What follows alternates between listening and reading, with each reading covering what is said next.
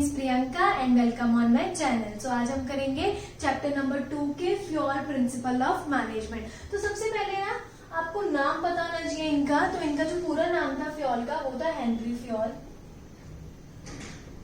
ठीक है, अब जो हेनरी फ्योल थे उनका जो बर्थ था वो फ्रांस में हुआ था 1841 में। ठीक है, और 1860 में ना उन्होंने अपनी डिग्री जो थी वो माइनिंग इंजीनियरिंग में कर ली थी। ठीक है, उसके बाद वो क्या करे, कॉल माइनिंग इंजीनियर एक कंपनी थी। ठीक है, उसमें वो क्या थे, इंजीनियर थे। बाद में उनको प्रमोट कर दिया गया और वो मैनेजिंग डायरेक्टर बन गए। बट यहाँ पे ट्विस्ट क्या था यहाँ पे कि जो कंपनी थी वो बहुत ज्यादा क्या थी, इंसॉल्वेंट थी। तो उन्होंने क्या किया, उस कंपनी में कुछ मैनेजरियल टेक्निक्स का यूज किया, इन टेक्निक्स का यूज किया, इन प्रिंसिपल्स का यूज किया, और जिससे उस कंपनी की जो फाइनेंशियल कंडीशन है वो बहुत ज्यादा क्या हो गई थी, इंप्रूव हो गई थी। क्लियर। अब यहाँ पे सबसे पहले हम पढ़ते हैं, इनके प्रिंसिपल की बात करते हैं। तो नंबर 1 जो आता है वो आता है डिवीजन ऑफ वर्क। तो डिवीजन ऑफ वर्क का मतलब क्या होता है कि काम को क्या कर देना, डिवाइड कर देना। ठीक है ना, उनकी क्वालिफिकेशन और उनके स्पेशलाइजेशन के अकॉर्डिंगली। अब जब आप काम को क्या कर दोगे, डिवाइड कर दोगे क्वालिफिकेशन और स्पेशलाइजेशन के अकॉर्डिंगली, तो यहाँ पे हमारे पास क्या हो जाएगी, ज्यादा स्पेशलाइजेशन आएगी। तो अगर एक बंदे को, मतलब ये एक पर्सन है, इसको सारा का सारा काम देने से तो बेटर है कि आप इसकी क्वालिफिकेशन देख के इसको क्या कर दो, कोई काम दे दो। ठीक है, तो जैसे हम बैंक में जाते हैं, बैंक में क्या होता है, एफडी जहाँ होती है, एफडी वगैरह वो अलग होती है, कैश जहाँ पे डिपॉजिट होता है वो अलग होता है। ठीक है, जहाँ पे हमारे पास मैनेजर बैठा होता है वो चीज अलग होती है, हेल्पर अलग होते हैं। ठीक है, तो इट मीन्स उनका वर्क क्या कर रखा है उन्होंने, डिवाइड। और जब आप एक ही काम रूटीन रोज करी जा रहे हो तो आपकी क्या हो जाती है, स्पेशलाइजेशन क्या हो जाएगी, इंक्रीज हो जाएगी। क्लियर। तो हमें क्या करना चाहिए, वर्क को क्या कर देना है, डिवाइड कर देना चाहिए, बजाय कि एक वर्क को बेचारे एक सारा का सारा काम एक इंडिविजुअल को देंगे तो ये बेचारा रोने लग जाएगा। ठीक है ना, तो हमें ऐसा नहीं करना चाहिए। हमें जो है वर्क को क्या कर देना चाहिए, डिवाइड कर देना चाहिए सारे इंडिविजुअल्स में। इससे क्या आएगी, स्पेशलाइजेशन भी आएगी, इंप्रूवमेंट भी हमें दिखेगी। क्लियर। फिर हमारे पास सेकंड आता है अथॉरिटी एंड रिस्पॉन्सिबिलिटी। अब इसका मतलब क्या होता है आपको पता होना चाहिए। अगर हम बात करते हैं किस चीज की, अथॉरिटी की, अथॉरिटी मतलब होता है पावर टू टेक डिसीजन। ठीक है, अथॉरिटी मतलब पावर टू टेक डिसीजन। और अगर हम रिस्पॉन्सिबिलिटी की बात करें तो रिस्पॉन्सिबिलिटी मतलब क्या होता है, ऑब्लिगेशन टू कंप्लीट जॉब या टास्क ऑन टाइम। ठीक है, तो आपके पास क्या होनी चाहिए, कहते हैं कि हमारे पास क्या होनी चाहिए, अथॉरिटी होनी चाहिए मैच विद द रिस्पॉन्सिबिलिटी, या responsibility with the match of authority. दोनों ही क्या होनी चाहिए, बैलेंस में आपके पास होनी चाहिए। अगर तो ज्यादा अथॉरिटी होगी, ज्यादा पावर होगी, तो आप अपनी पावर का क्या करना शुरू कर दोगे, मिसयूज। और अगर आप रिस्पॉन्सिबिलिटी ज्यादा होगी, अथॉरिटी नहीं होगी, तो आपका काम जो है वो टाइम पे क्या नहीं हो पाएगा, कंप्लीट नहीं हो पाएगा। जैसे कि अगर मैं बोलूं कि एक पर्सन है, इसको टास्क दिया गया कि आपको कितने यूनिट्स बनाने हैं, 100 यूनिट्स बनाने हैं। ये इसकी क्या थी, रिस्पॉन्सिबिलिटी थी, ऑब्लिगेशन थी कि इसको ये टास्क क्या करना है, कंप्लीट करना है। बट इन्होंने यहाँ पे क्या किया कि इसको अथॉरिटी नहीं दी कि ये स्टोर में जाके रॉ मटेरियल ले सके। ठीक है, पर जब इसको अथॉरिटी नहीं है कि ये स्टोर में जाके रॉ मटेरियल लेकर आ सके, तो ये 100 यूनिट कैसे बनाएगा। ठीक है, तो इसीलिए कहते हैं कि हमारे पास एक ऑर्गेनाइजेशन में अथॉरिटी और रिस्पॉन्सिबिलिटी जो होनी चाहिए वो क्या होनी चाहिए, सेम होनी चाहिए। ठीक है, मैच करती हुई होनी चाहिए। ज्यादा आपकी अथॉरिटी भी आपके लिए अच्छी नहीं है, ज्यादा रिस्पॉन्सिबिलिटी से भी आपका काम पूरा नहीं होता। क्लियर। अब थर्ड इन्होंने क्या बोला, एक ऑर्गेनाइजेशन में क्या होना चाहिए, डिसिप्लिन होना चाहिए। डिसिप्लिन मतलब कुछ रूल्स एंड रेगुलेशन होने चाहिए, कुछ कोड ऑफ कंडक्ट होने चाहिए जो फॉलो होने चाहिए। ठीक है, और जो सुपीरियर है और सबऑर्डिनेट का रिलेशन जो है वो क्या होना चाहिए, अच्छा होना चाहिए हर एक लेवल पे। ठीक है, तो अब ये नहीं है कि डिसिप्लिन हम बोले सिर्फ सबऑर्डिनेट को ही, डिसिप्लिन सारे रूल्स और रेगुलेशन सारे सबऑर्डिनेट को ही करने हैं, वर्कर को ही पूरे करने नहीं। हमें सुपीरियर हर लेवल पे क्या होना चाहिए, डिसिप्लिन होना चाहिए। सबको रूल्स एंड रेगुलेशंस को क्या करना चाहिए, फॉलो कर लेना चाहिए। ठीक है, अब अगर आप डिसिप्लिन क्या करोगे, ऑर्गेनाइजेशन में लेकर आओगे, तो इनके जो रिलेशंस है, सुपीरियर और सबऑर्डिनेट के रिलेशन है वो भी क्या हो जाएंगे, अच्छे हो जाएंगे, काम भी अच्छे तरीके से होगा।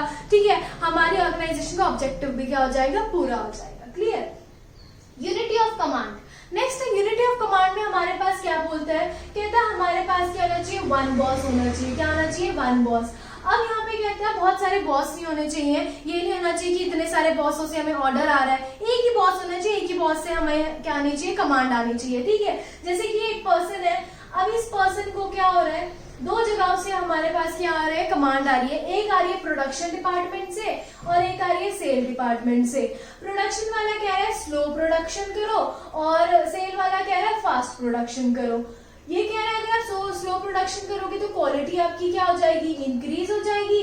ये कह रहा है फास्ट प्रोडक्शन करो क्योंकि हमारे पास अभी बहुत सारे क्या है, पेंडिंग ऑर्डर्स पड़े हैं, उन्हें हमें क्या करना है, कंप्लीट करना है। क्लियर। तो दो जगह से जब क्या हो जाएंगी, ऑर्डर आ जाएंगे, तो ये बेचारे इसका दिमाग जो है वो क्या हो जाएगा, घूम जाएगा, चकरा जाएगा कि किसकी बात मैं सुनूं, ठीक है। उन्हें क्या होगी, क्रिएट क्या होगी, कंफ्यूजन माइंड में क्या होनी शुरू हो जाएगी, क्रिएट होनी शुरू हो जाएगी, ठीक है। तो इसीलिए कहते हैं आपको जो कमांड आनी चाहिए वो किधर से आनी चाहिए, सिर्फ एक ही बॉस से आपकी क्या आनी चाहिए, कमांड आनी चाहिए, ठीक है। ताकि आप एक ही चीज के ऊपर क्या करो, फोकस करो। दो जगह से आएगी तो वो बेचारा फास्ट प्रोडक्शन करे या स्लो प्रोडक्शन करे, उसे खुद ही नहीं पता, ठीक है।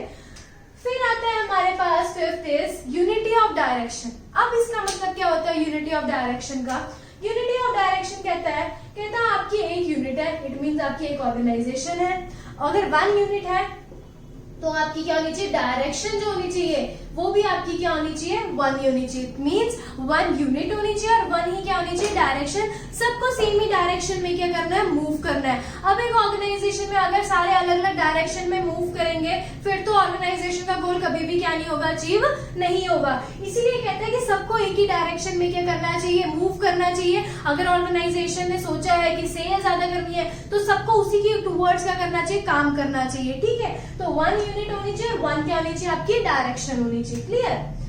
फिर आपके पास नेक्स्ट आता है subordination of individual interest to the general interest. अब इसका क्या मतलब है, अब ये कह रहे हैं, कहते हैं हमारे पास एक तो इंडिविजुअल है और एक हमारे पास एक ऑर्गेनाइजेशन है। कहते हैं अब इसके अंदर हमारे पास हमारा इंडिविजुअल का इंटरेस्ट और हमारी ऑर्गेनाइजेशन का इंटरेस्ट अगर तो सेम ही लेवल पे है, ठीक है ना, मतलब सेम इंटरेस्ट है दोनों का, फिर तो हमें कोई भी प्रॉब्लम नहीं है, कोई चेंजेस करने की कोई भी जरूरत नहीं है। बट अगर हमारे इन दोनों के इंटरेस्ट जो है वो डिफरेंट है तो हमें सबऑर्डिनेशन वाले इंटरेस्ट को, ठीक है, इसको वर्कर के जो इंटरेस्ट है, जो इंडिविजुअल का इंटरेस्ट है, उसको क्या करना चाहिए, कंबाइन कर देना चाहिए। किसके साथ कंबाइन करना चाहिए, या रिकंसाइल कर देना चाहिए, ठीक है, किसके इंटरेस्ट के साथ, ऑर्गेनाइजेशन इंटरेस्ट के साथ। बट अब कई बार ऐसा होता है ऑर्गेनाइजेशन कुछ अलग ही सोच में है, ठीक है ना, और जो इंडिविजुअल है वो अलग ही कुछ सोच रहा है, ठीक है। तो अब इस केस में हमें किस पे ध्यान देना, ऑर्गेनाइजेशन पे ध्यान देना है, हमें हर एक इंडिविजुअल पे ध्यान नहीं देना। अगर हम इंडिविजुअल का सोचेंगे तो ऑर्गेनाइजेशन का इंटरेस्ट जो है वो पूरा नहीं हो पाएगा, इसीलिए इसके इंटरेस्ट को हमें क्या करना पड़ेगा, सेक्रीफाइस करना पड़ेगा, ठीक है। फिर आते हैं remuneration of worker, next principle. तो अब रेम्यूनरेशन ऑफ वर्कर हमें क्या बोलता है, रेम्यूनरेशन मतलब होता है सैलरी। अब आपको अपने एम्प्लॉय को फेयर और एडिक्वेट सैलरी देनी चाहिए, उनके इतनी देनी चाहिए कि वो उनका लिविंग स्टैंडर्ड जो है वो अच्छी तरीके से मेंटेन हो सके।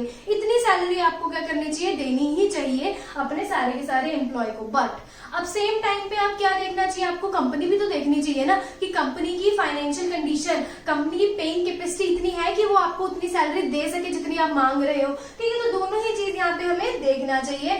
बट मेनली यहाँ पे ये पॉइंट है कि आपको वर्कर्स को फेयर और एडिक्वेट सैलरी देनी चाहिए, जैसा उनका काम है अकॉर्डिंगली आपको फेयर सैलरी उनको देना है, क्लियर।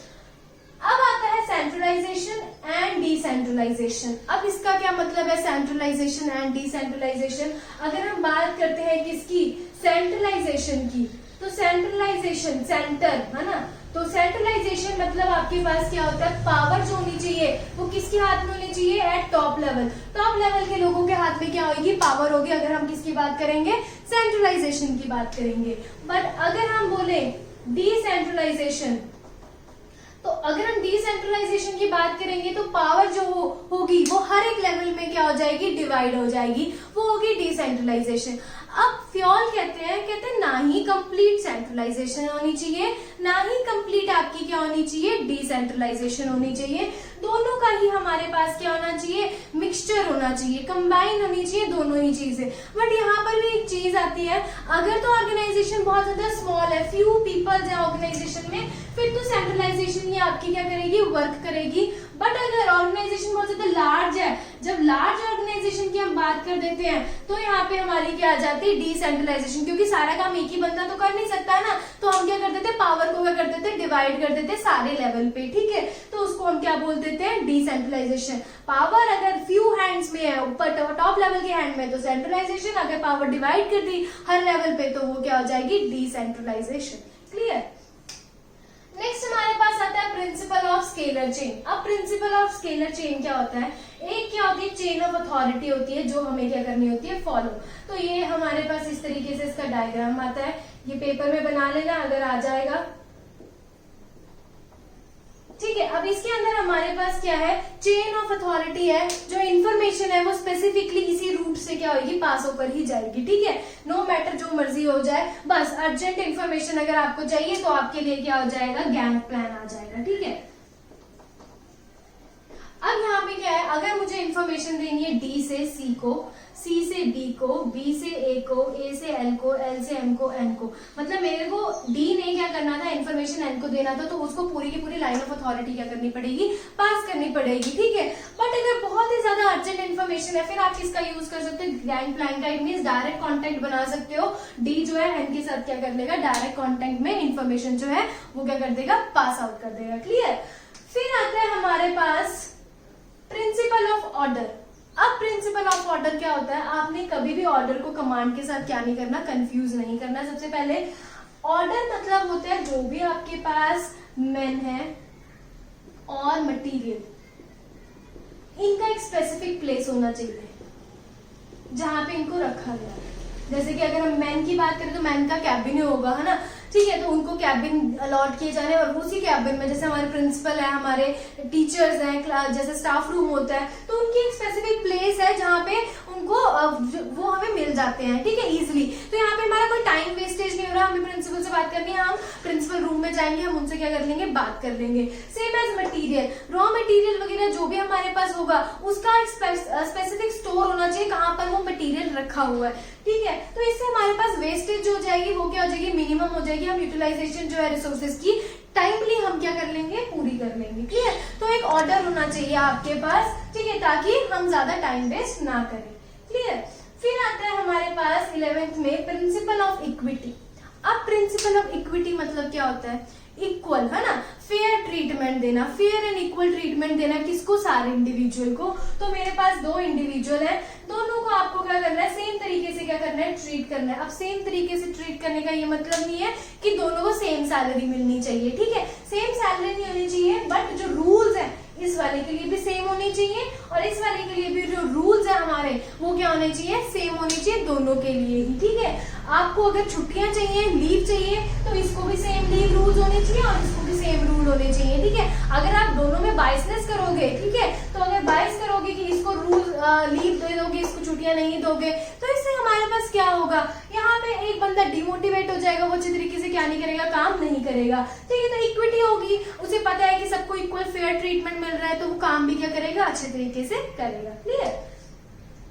अब आता है stability of tenure of personnel. कहता है इसके अंदर स्टेबिलिटी ऑफ टेन्योर मतलब हमारी किसी भी ऑर्गेनाइजेशन में फ्रीक्वेंट ट्रांसफर या फिर टर्मिनेशन नहीं होना चाहिए। ट्रांसफर मतलब तो एक जॉब से दूसरी जॉब पे आपको भेज दिया जाएगा, वो होता है हमारे पास ट्रांसफर। टर्मिनेशन का मतलब जॉब से निकाल देना। पर अगर ऐसा होगा तो मुझे पता है कि मैं एक ऑर्गेनाइजेशन में काम कर रही हूँ और मुझे बहुत ज्यादा इनसिक्योरिटी कि भाई ये ऑर्गेनाइजेशन वाले मुझे कहीं कभी भी किसी भी वक्त निकाल देंगे ऑर्गेनाइजेशन से। तो अगर मुझे ऐसा पता होगा कि कभी भी मुझे ऑर्गेनाइजेशन से निकाल देंगे तो मेरा ध्यान काम पे तो लगेगा नहीं, मैं अच्छी तरीके से काम भी नहीं कर पाऊंगी, ठीक है। तो कहते हैं आपको स्टेबल टेन्योर रखना चाहिए किसी भी वर्कर का, कि वो कितने साल तक क्या करेगा, आपके साथ क्या करेगा, काम करेगा। अगर उसको पता होगा, उसको अपना टेन्योर पता होगा, तो उसको इनसिक्योरिटी फील नहीं होगी और वो काम क्या करेगा, अच्छे तरीके से करेगा पूरा। क्लियर। फिर आता है हमारे पास इनिशिएटिव। आपको क्या क्या करना चाहिए, जितने भी एम्प्लॉय काम करने चाहिए उन्हें मोटिवेट करना चाहिए कि वो क्या करें, इनिशिएट लें, जो भी डिसीजन मेकिंग हो रही है ऑर्गेनाइजेशन में सब में क्या करें, पार्टिसिपेट करें, जो भी वो आइडियाज दे रहे हैं। अब ऑर्गेनाइजेशन को भी इसमें क्या करना चाहिए, जो भी वो आइडियाज या जो भी वो सजेशन प्रोवाइड कर रहे हैं उन सारे सजेशन और आइडियाज को सुनना चाहिए, ठीक है, कंसीडर करना चाहिए जब आप क्या बना रहे हो, प्लान्स बना रहे हो।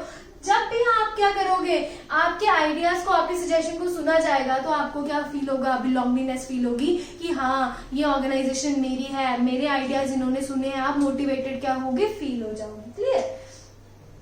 फिर आता है spirit the cause. Spirit the cause मतलब होता है एक ऑर्गेनाइजेशन में आपको क्या करना है, ट्रस्ट लेकर आना है, इक्विटी लेकर आनी है, हार्मनी लेकर आनी है, ग्रुप्स में काम करना है। इट मींस अगर आप क्या करोगे, अच्छे से ग्रुप्स में काम करोगे, ट्रस्ट होगा, एक दूसरे को हार्मनी होगी, लड़ाई झगड़े बिल्कुल भी नहीं होंगे, तो यहाँ पे हमारे पास क्या होगा, कॉर्पोरेशन भी होगी, है ना, कोऑर्डिनेशन भी होगी, सारे एम्प्लॉयज इकट्ठे मिलकर काम करेंगे।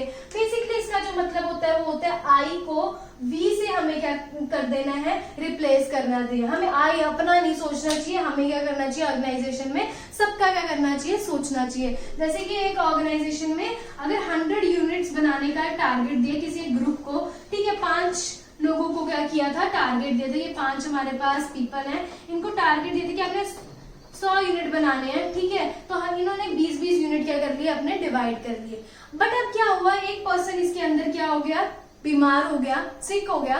तो जब वो बीमार हो गया, ठीक है, तो अब क्या होना चाहिए, इन सबको इनिशिएटिव लेना चाहिए कि इस बेचारे पर्सन का काम भी यही लोग करें। इट मींस हम क्या कर रहे हैं, आई को अपने आप को रिप्लेस करें किसके साथ, बी के साथ। इसका जो पर्टिकुलर टास्क है 20 यूनिट का, वो इनको क्या कर लेना चाहिए, डिवाइड कर देना चाहिए। इससे ऑर्गेनाइजेशन में क्या होगा कि ऑर्गेनाइजेशन में एफिशिएंसी बहुत ज्यादा अच्छी इंक्रीज हो जाएगी, ऑर्गेनाइजेशन का टारगेट जो है वो भी क्या हो जाएगा, कंप्लीट हो जाएगा। क्लियर। तो ये हमारे पास क्या थे, फ्यूल के क्या थे, प्रिंसिपल ऑफ मैनेजमेंट थे, जो एक ऑर्गेनाइजेशन में हमें क्या करने चाहिए, यूज करने चाहिए, ताकि ऑर्गेनाइजेशन की अचीवमेंट जो भी गोल है वो प्रॉपरली टाइमली क्या हो जाए, आपके अचीव हो जाए। क्लियर।